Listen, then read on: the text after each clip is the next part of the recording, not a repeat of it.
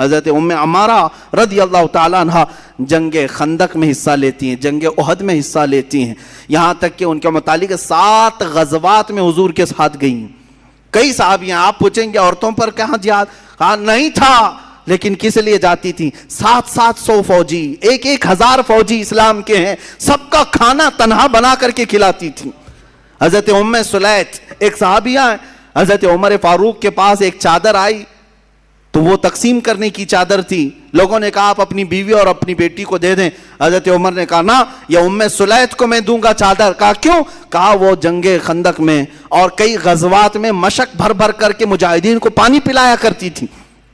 ایسی صحابیاں حضرت اسماء بنت عمیس رضی اللہ تعالیٰ عنہ جنگ یرموک میں، جنگ قادسیہ میں، جنہوں نے جھوپڑیوں کی چوب اٹھا کر، لکڑیاں اٹھا کر کے رومیوں پر ایسا حملہ آور ہوئی تھی کہ وہ جنگ جو فتح ہوئی ان خواتین کی وجہ سے ہوئی۔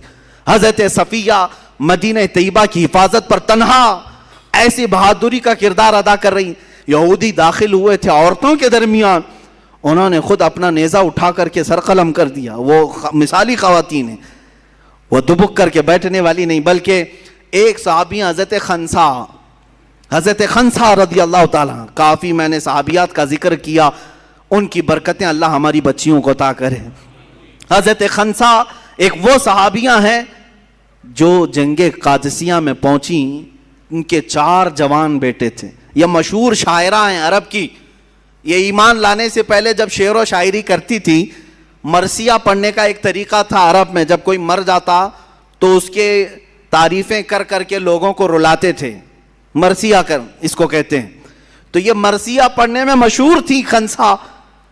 ان کے بھائی اور اس کے رشتہ دار انتقال کیے تھے زمانے جاہلیت میں، تو مشہور ہے حضرت خنسا نے 2 سال تک عرب والوں کو رلایا اشعار میں، ایسے ایسے اشعار لکھتی تھی کہ لوگ رونے لگ جاتے تھے، اور ایمان لائی۔ 4 بیٹوں کو لے کر کے حضرت عمر فاروق کے زمانے میں جنگ قادسیہ میں پہنچ گئی۔ رات کے وقت اپنے پرانے اشعار پڑھنے لگی، لیکن اب بدل گئے تھے اشعار۔ اپنے بیٹوں کو کہتی تھی تمہاری ماں نے کبھی بدکاری نہیں کی، تمہارے باپ نے کبھی خیانت نہیں کی، اے جوانوں اگر تم دین مصطفیٰ کے کام آ گئے تو خنسا کا سر بلند ہوگا۔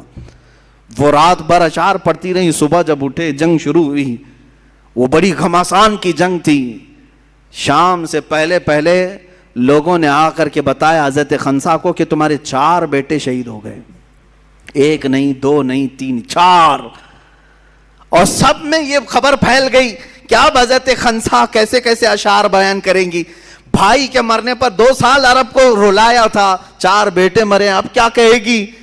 سب آ کر کے جب پوچھتے ہیں کہ خنسا 4 بیٹوں کی لاش پر تم کیا مرثیہ پڑھو گی، سب کو جمع کرتی ہیں اور کہتی ہیں میرے غم پر اور مرثیہ پر اشعار سننا چاہتے ہو سنو۔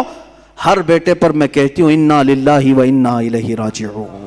اب اسلام میں آ چکی، ایمان لائی ہوں، بے شک ہم اللہ کے لیے اور اللہ ہی کی طرف لوٹنے والے ہیں۔ 4 بچے جوان دے کر کے بھی وہ جو ثابت قدم رہی۔ عزیزان گرامی، ان خواتین پر لاکھوں سلام، ان کی تربتوں پر کروڑوں سلام۔